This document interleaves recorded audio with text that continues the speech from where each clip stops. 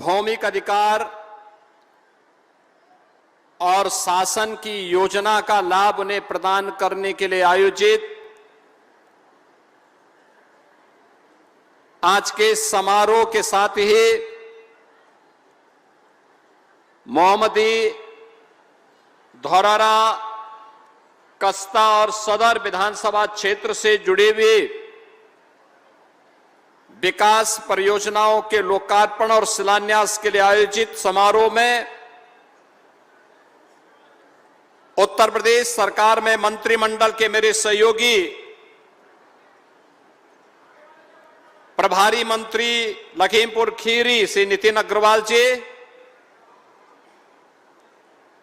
प्रदेश सरकार के पर्यावरण और वन मंत्री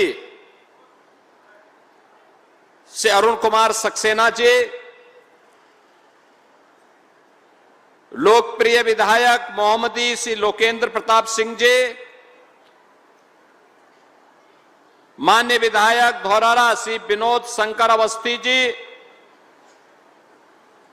मान्य विधायक कस्ता श्री सौरभ सिंह सोनो जी, मान्य विधायक सदर श्री योगेश वर्मा जी, विधान परिषद के सदस्य अनूप गुप्ता जी, पूर्व केंद्रीय मंत्री श्रीमती कृष्णा राज जी, भारतीय जनता पार्टी के क्षेत्रीय अध्यक्ष श्री कमलेश मिश्रा जी, नगर पालिका परिषद मोहम्मदी के अध्यक्ष श्री संदीप मेहलोत्रा जी, नगर पंचायत मैलानी के अध्यक्ष श्रीमती कीर्ति माहेश्वरी जी, ब्लॉक प्रमुख श्री महेंद्र कुमार वाजपेयी जी, विजय कुमार शुक्ला जी, मंच पर उपस्थित भारतीय जनता पार्टी और अन्य सहयोगी दलों के सभी पदाधिकारीगण, उपस्थित बहनों और भाइयों, भारतीय परंपरा में धर्म की जो व्याख्या की गई है बहुत सहज और सरल है। परहित सरसी धर्म नहीं भाई, और उसको जीवन में अंगीकार करने के उद्देश्य से ही डबल इंजन की ये भारतीय जनता पार्टी की सरकार लगातार पिछले 9 वर्षों से प्रधानमंत्री मोदी जी के मार्गदर्शन और उनके यशस्वी नेतृत्व में आज उसी अभियान को लेकर के चल रही है। और उसी क्रम में आज मुझे लखीमपुर खीरी जनपद के अंदर अभी कुछ देर पहले मैं पलिया में था, वहां पर लगभग 7,000 परिवारों को यानी 35,000 की आबादी को आज उनका भौमिक अधिकार दिया गया है और आज 1,000 परिवारों को इस मोहम्मदी में भी ये भौमिक अधिकार उपलब्ध कराया जा रहा है। पलिया में हम कार्यक्रम में थे। पलिया का कार्यक्रम थारू जनजाति से जुड़े हुए लोगों के सम्मान और उनके भौमिक अधिकार से जुड़ा हुआ था। आप याद करिए 4,356 थारू परिवार, कभी उन्हें भौमिक अधिकार नहीं मिल पाया। वे भारत की आजादी के आंदोलन में मुगल आक्रांताओं से जूझते हुए महाराणा प्रताप की सेना का हिस्सा बनते हुए लड़ते रहे और अंत में यहां ठौर ठिकाना मिला तो कभी मालिकाना अधिकार स्वतंत्र भारत में भी नहीं मिल पाया। पहली बार इतिहास में जो थारू महाराणा प्रताप को अपना पूर्वज मानते हैं, शौर्य और पराक्रम के लिए स्वदेश और स्वाभिमान क्या होना चाहिए देश का, उन थारू जनजाति के लोगों को महाराणा सांगा की पावन जयंती के एक दिन पहले आज हम लोगों ने भौमिक अधिकार उसी पलिया में जाकर के उपलब्ध कराया है, चंदन चौकी में जाकर के उपलब्ध करवाया है। देश की आजादी की लड़ाई में योगदान देने वाले उन महान स्वतंत्रता संग्राम सेनानियों के पूर्वज वर्तमान वंशजों को, जिन्हें आज से 70 वर्ष पहले तत्कालीन सरकार ने बसाया तो था, लेकिन कभी उनको अधिकार नहीं दिया। जमीन का अधिकार नहीं, मकान का अधिकार नहीं, राशन कार्ड का अधिकार नहीं। आज ऐसे 2350 से अधिक परिवारों को वहां पर भी उन स्वतंत्रता संग्राम सेनानियों को, जिन्होंने देश की आजादी के लिए अपना सर्वस्व न्यौछावर किया था, आज पलिया में उनको भी अधिकार पत्र देने के उपरांत मुझे अब मोहम्मदी में आकर के इस आयोजन के साथ जुड़ने का सौभाग्य प्राप्त हो रहा है। यह योजना है बांग्लादेश से 1947 और 1971 में आए हुए परिवारों को उनका अधिकार देने का। याद करिए, ये पापी पाकिस्तान अपने कर्मों से पहले भारत का विभाजन किया और फिर पाकिस्तान के भी टुकड़े हुए हैं। अभी अन्य टुकड़े होने के इंतजार भी करिए, पाकिस्तान और टुकड़ों में बंटने वाला है। लेकिन उस पापी पाकिस्तान के पाप की सजा मिली किसको? वहां रह रहे हिंदुओं को, सिखों को, बौद्धों को, जैनियों को, सिखों को, पारसियों को, ईसाइयों को, क्योंकि उनके यहां किसी अन्य जाति के लिए कोई अस्तित्व नहीं है। और आज मैं कह सकता हूं 1947 और 1971 की उस विभाजन और उस त्रासदी के उपरांत जो लोग विस्थापित होकर के दर दर की ठोकर खाते हुए यहां पर बसे थे, ऐसे 1000 से अधिक परिवारों को आज यहां पर भौमिक अधिकार देते हुए मुझे गौरव की अनुभूति हो रही है कि आज इन बंगाली बंधुओं को उनका अधिकार हम उपलब्ध करवा रहे हैं। आप देखो पाप किस हद तक बोलता है। जिस बांग्लादेश ने इन्हें ठुकराया, जिस पाकिस्तान के पाप के कारण इन पर अत्याचार हुआ था, उस बांग्लादेश से विस्थापित होकर के उनकी जमीन पर, उनकी संपत्ति पर, उनकी पैतृक संपत्ति पर वहां के दरिंदों ने कब्जा किया। और कांग्रेस का पाप देखो, आपका अधिकार तो लिया, आपसे वोट तो लेते रहे, लेकिन कभी आपको मालिकाना अधिकार नहीं दिया। आपकी पहचान छुपाने के लिए गांव का नाम भी मियापुर रख दिया। आप सोचो, एक भी मियां नहीं, लेकिन नाम मियापुर। अब ये मियापुर नहीं रहेगा, अब बांग्लादेश से आए हुए इन बंदों की इस बस्ती का नाम रविंद्र नगर होगा। रविंद्र नगर, गुरुदेव रविंद्र।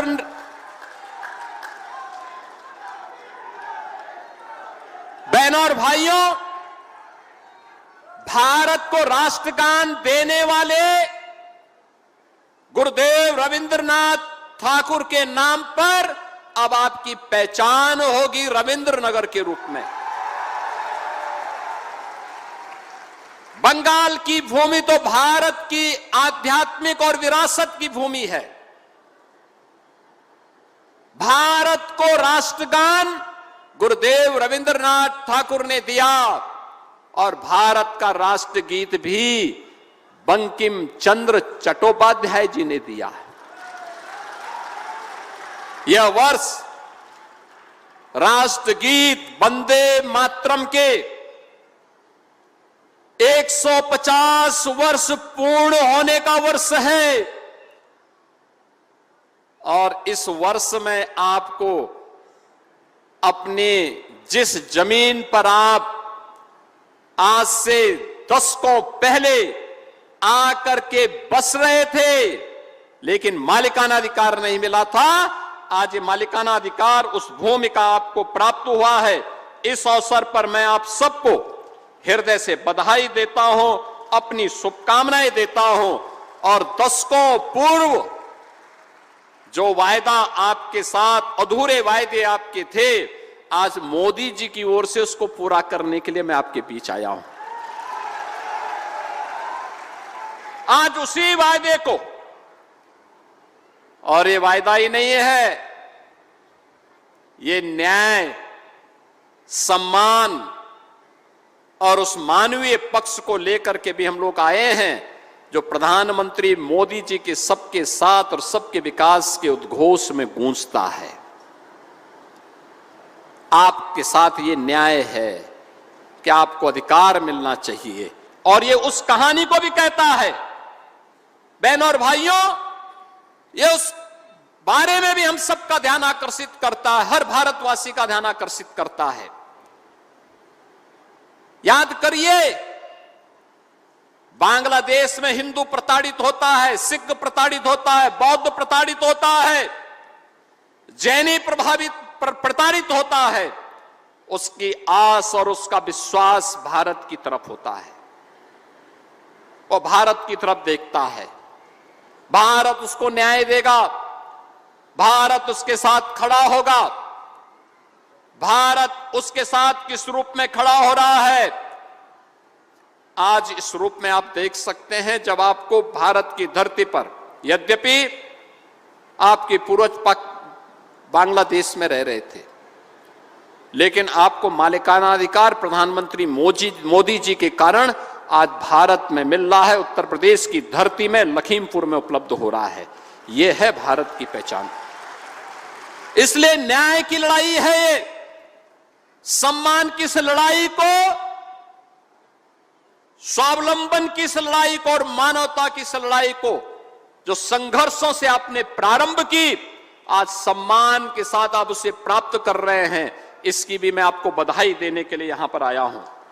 बहनों और भाइयों, ये नए भारत का नया उत्तर प्रदेश उसी संवेदनशीलता, प्रतिबद्धता और उसी सुशासन की एक नई पहचान बन रहा है।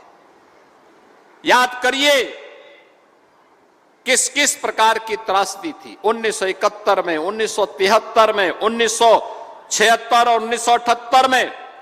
आप यहां पर आए, आप केवल सीमा पार करके नहीं आए थे,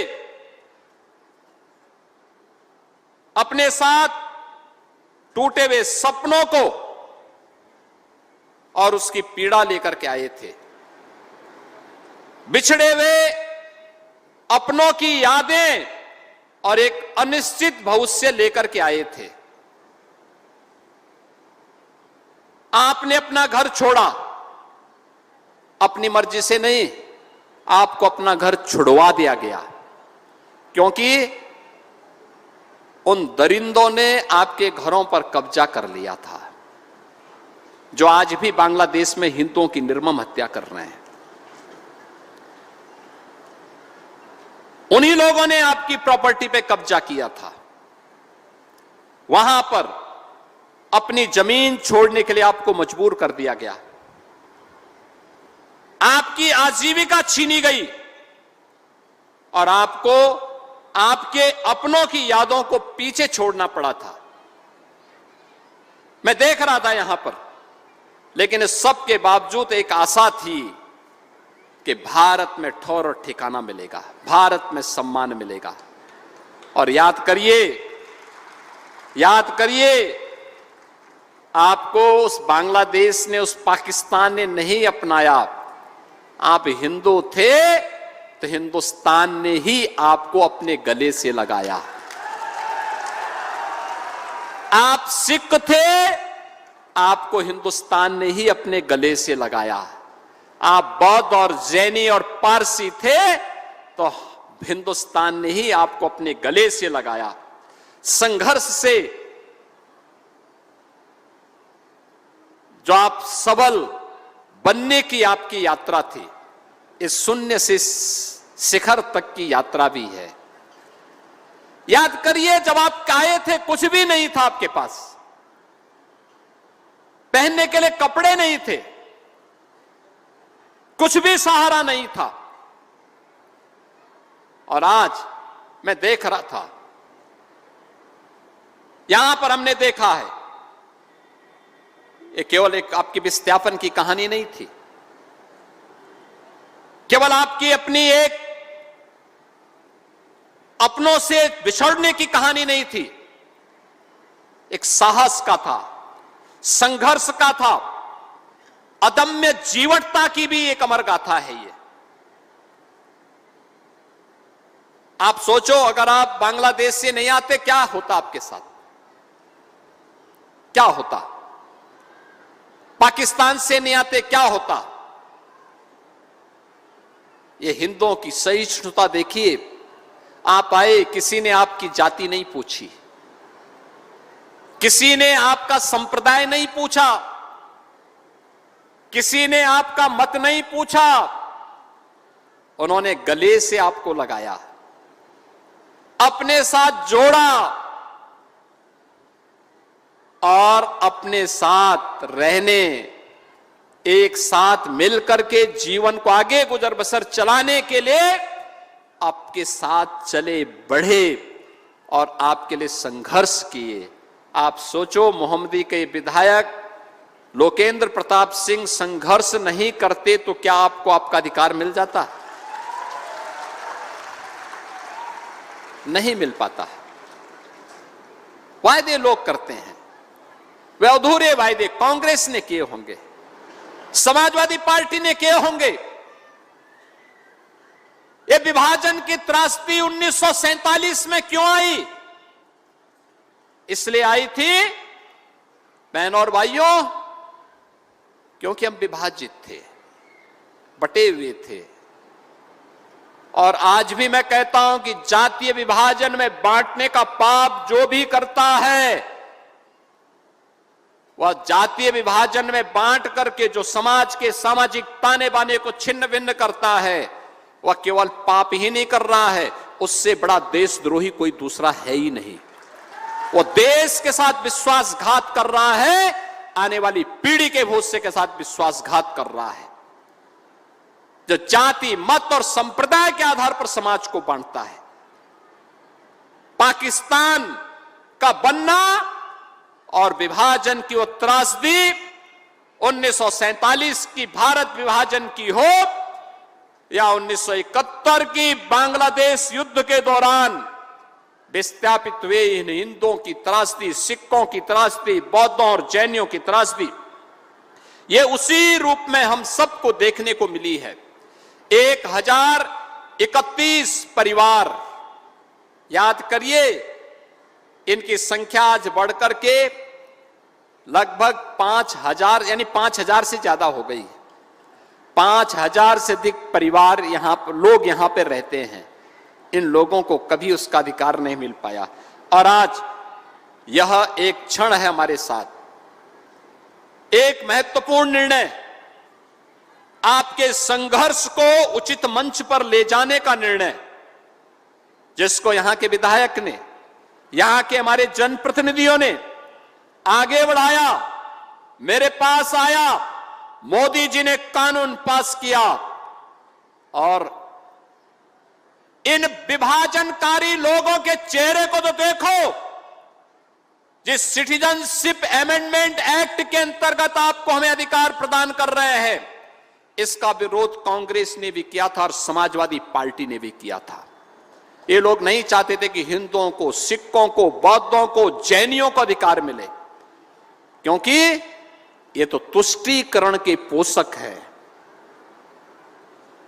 जब हम लौह पुरुष सरदार वल्लभ भाई पटेल की जयंती मनाते हैं, तब समाजवादी पार्टी देश के तोड़क जिन्ना के प्रति उसका महिमा मंडन करते हैं।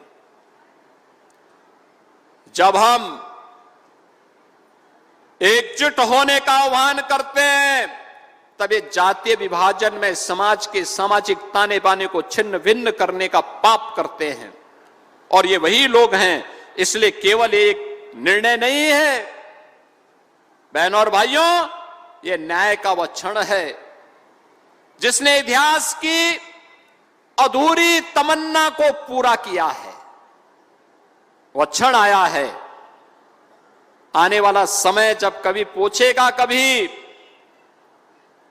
कि बंगाली बोलने वाले इतनी बड़ी संख्या में लोग कहां से आए हैं, और उस समय बताना फिर, यानी ये लोग अपनी भूमि को इनको विस्थापित किया गया, लेकिन लखीमपुर ने उन्हें अपनाया है, उत्तर प्रदेश की धरती ने उन्हें अपनाया है। आज पसीने को उसका अधिकार मिला है। बहनों और भाइयों, जो पसीना इन जनप्रतिनिधियों ने बहाया है, जो संघर्ष आपने किया है, उस संघर्ष को संबल मिला है, क्योंकि पसीने को अधिकार दिलाने का काम हमारे जनप्रतिनिधि किए हैं। परिश्रम को परिणति तक बदलते हुए आप अपनी आंखों से देख रहे हैं। संघर्ष उसकी पहचान को मिल रही है, और आपके भविष्य को अब एक अस्थायित्व मिला है। अब कोई आपको यहां से विस्थापित नहीं कर सकता, क्योंकि मोदी जी के सिटीजनशिप अमेंडमेंट एक्ट ने, नागरिकता संशोधन विधेयक ने आपको अधिकार दे दिया है। यह अधिकार दे दिया है। ये कांग्रेस, ये समाजवादी पार्टी, ये टीएमसी इसका विरोध करती थी। ये कहती थी ये कानून नहीं बनना चाहिए। हमने तो उस समय मोदी जी ने कहा, याद करिए 2019-20 में कितना लंबा संघर्ष चल रहा था।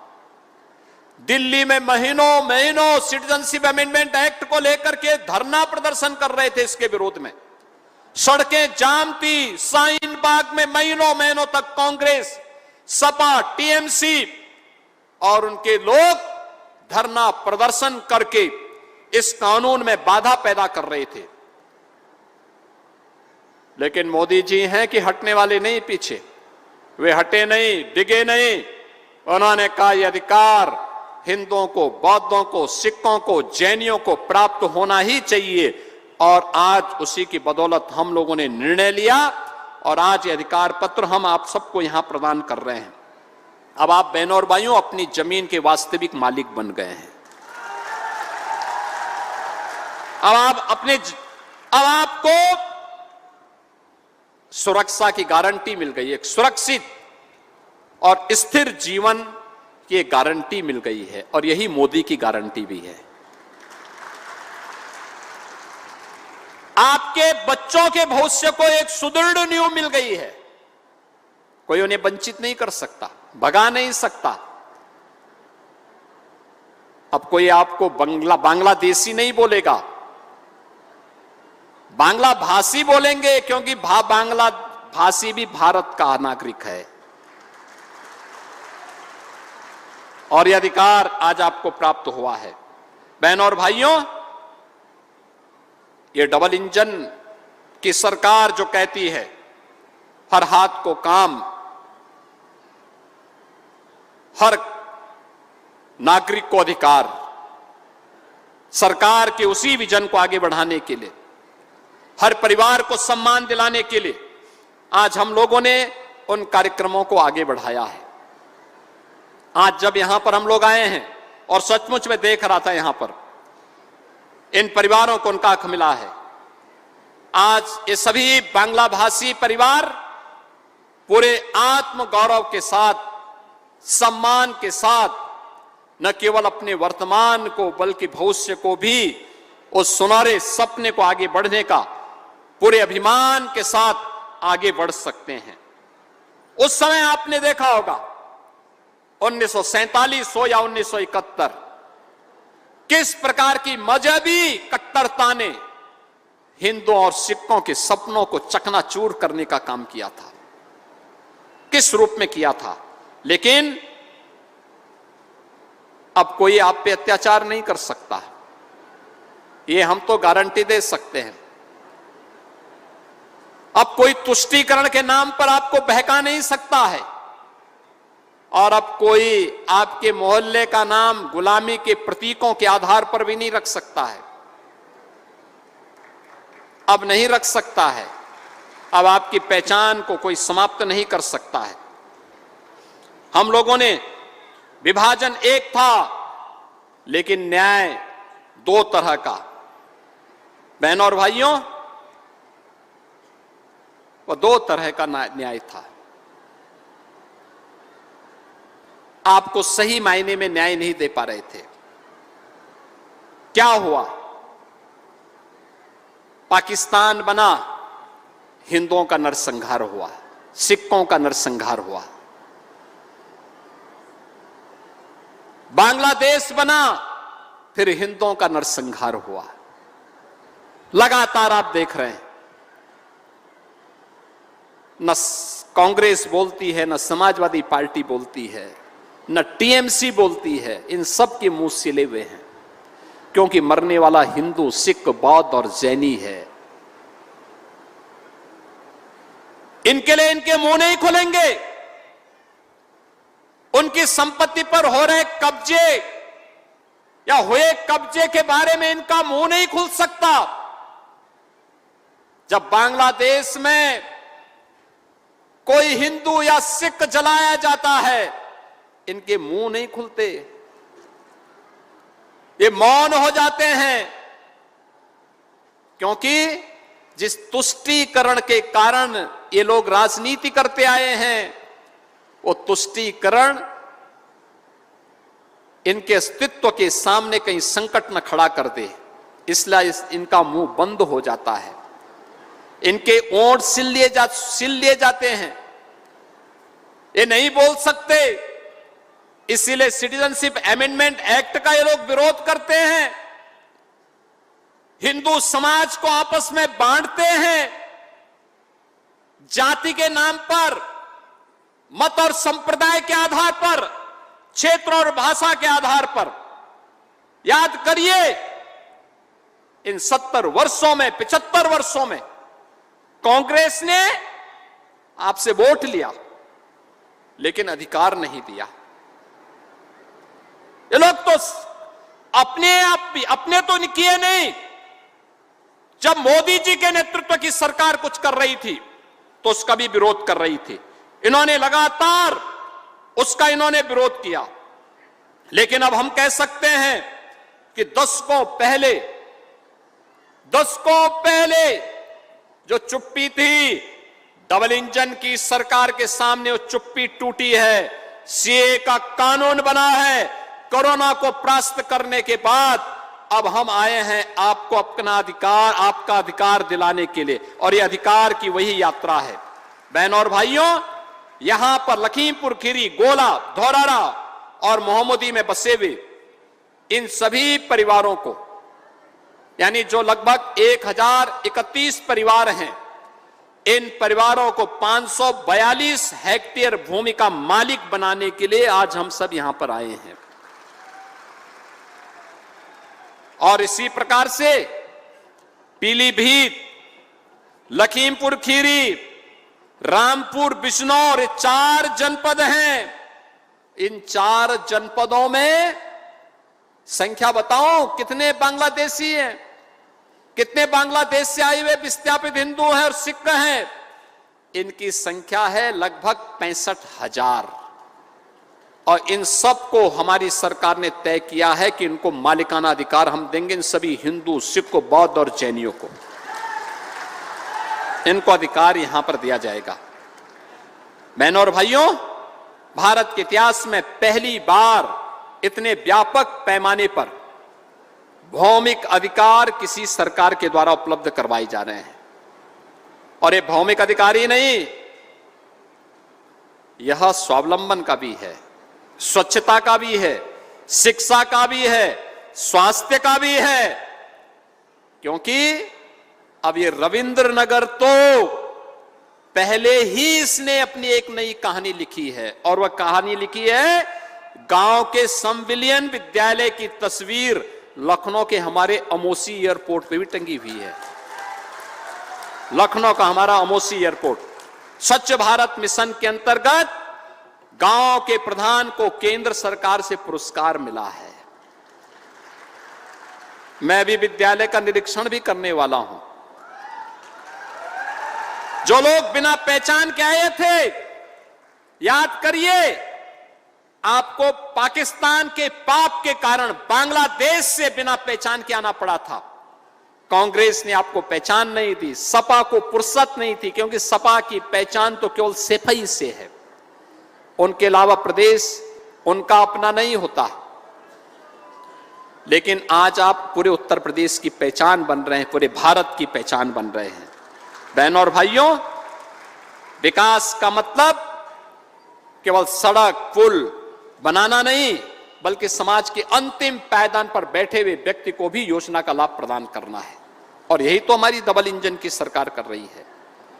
आज यहां पे हर गरीब के पास प्रधानमंत्री आवास योजना या मुख्यमंत्री आवास योजना का लाभ मिला है, और जिसको नहीं मिला है उसको हम उपलब्ध करवाएंगे।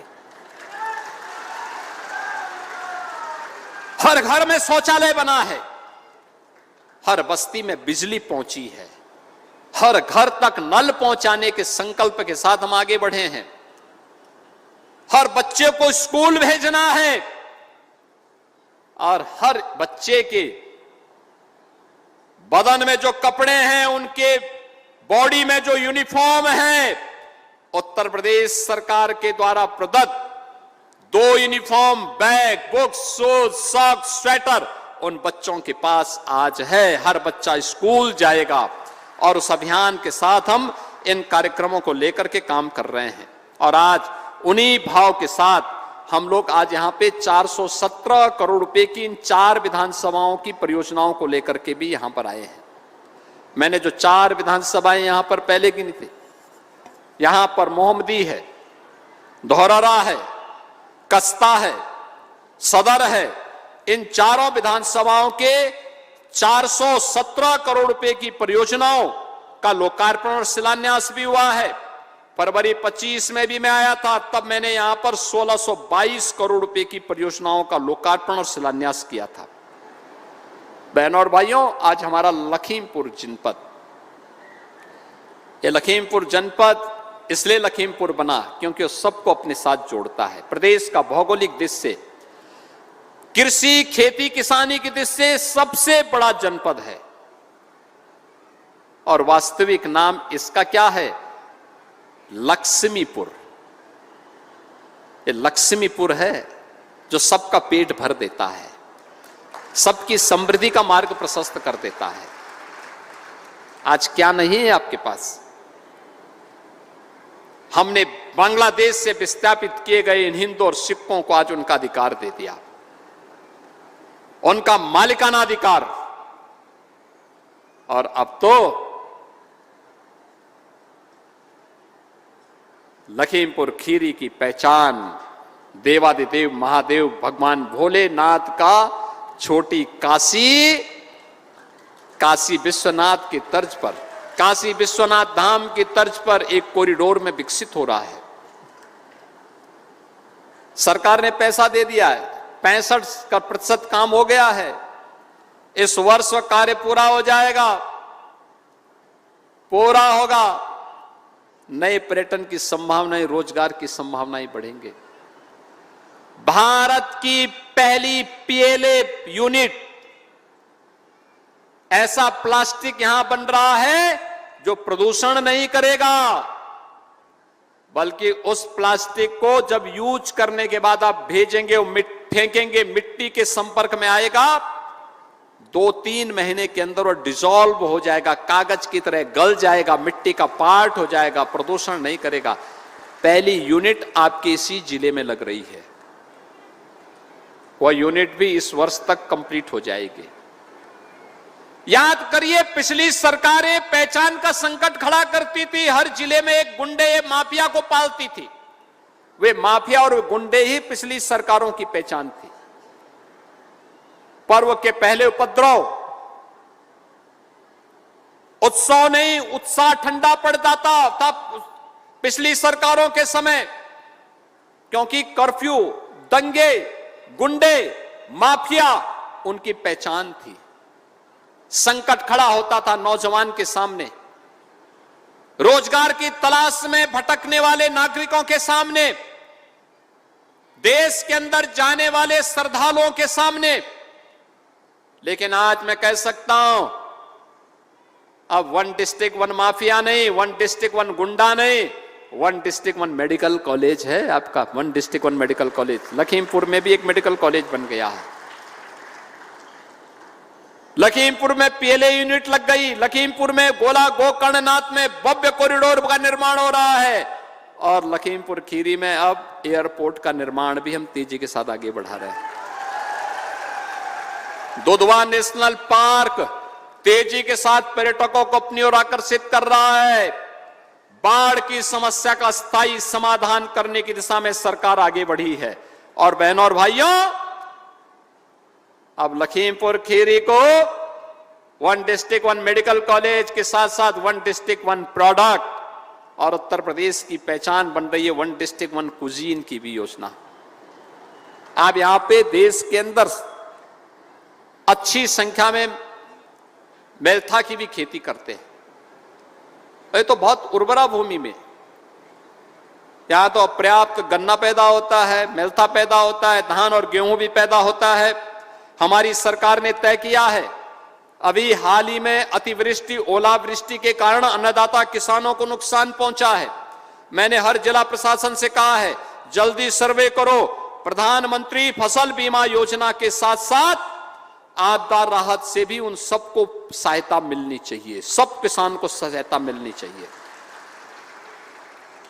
हमने तय किया है, जनहानि पर तत्काल 24 घंटे के अंदर संबंधित जनप्रतिनिधि के माध्यम से उनको राशि मिल जानी चाहिए।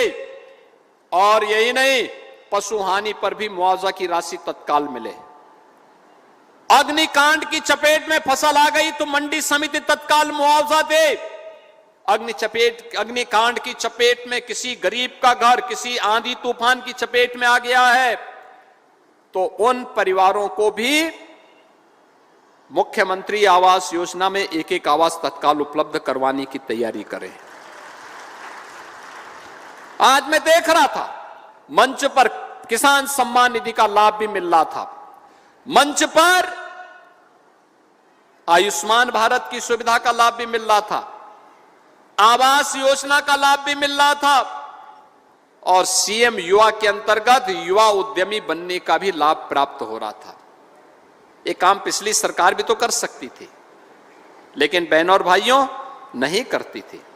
मुझे एक और बात बताई गई, ये जो तहसील है ना, इस तहसील में केतकी का फूल खिलता है, जो कहते हैं दुनिया में कहीं नहीं खिलता है। इसको भी पहचान दिलाएंगे, एक पहचान। हाँ, इसके लिए भी हमने पैसा दे दिया है। विधायक जी कह रहे थे पैसा, यहां पैसा दे दिया है। और बहनों और भाइयों, इसीलिए आज मैं आपके बीच आया हूं आपसे कहने के लिए कि जो माफिया का संकट था, गुंडों का संकट था, माफिया मिल गए मिट्टी में। अब माफिया सिर नहीं उठा सकता यूपी में। वे गए जहां की यात्रा भी जाना था। अब आपकी पहचान मेडिकल कॉलेज से होगी, अब आपकी पहचान विकास से होगी, और उसी विकास को आगे बढ़ाने के लिए आज बहनों और भाइयों हम सब यहां पर उपस्थित हुए हैं। यही तो डबल इंजन सरकार की अपनी एक संकल्प शक्ति है, जो आपको आपकी पहचान दिलाने के लिए, आपका अधिकार दिलाने के लिए, आपके आने वाली पीढ़ी के भविष्य को उज्जवल बनाने के लिए, और डबल इंजन की डबल स्पीड का लाभ बिना भेदभाव के आप सबको प्राप्त हो सके, इसके लिए उपलब्ध हुई है। मैं यहां पर उपस्थित आप सभी से इस बारे में जरूर कहूंगा, जब भी विभाजन होगा तो हमारे सामने ऐसी त्रासदी देखने को मिलेगी जैसे हमारे इन बांग्लादेशी बंधुओं के सामने कभी हुआ था। वह त्रासदी किसी के सामने ना आने पाए, इसी के लिए मैं कहता हूं कि जाति में मत बंटिए, क्षेत्र में मत बंटिए। मोदी जी की योजना का लाभ बिना भेदभाव के सबका साथ और सबके विकास के साथ मिल रहा है।